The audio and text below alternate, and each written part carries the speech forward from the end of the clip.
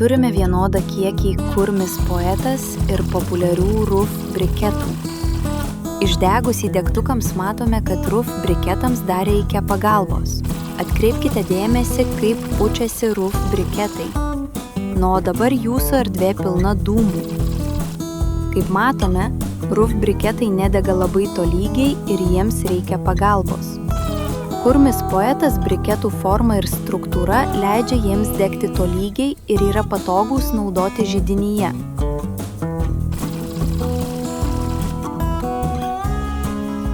Matome, kad rūf briketų liepsna mažesnė, sunkiai užsidega visas briketas.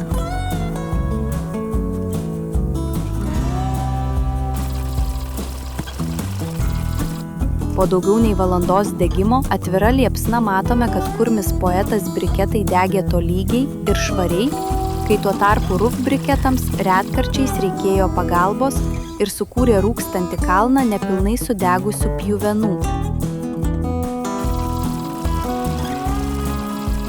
Po beveik 1,5 valandos kurmis poetas briketai užgęsta, tačiau toliau skleidžia žarijų kaitrą, todėl puikiai tinka ir maisto gamybai.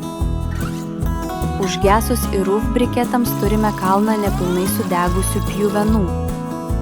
Po beveik 2 valandų matome, kad kurmis poetas briketai vis dar skleidžia šilumą, o rūf briketai dūmus.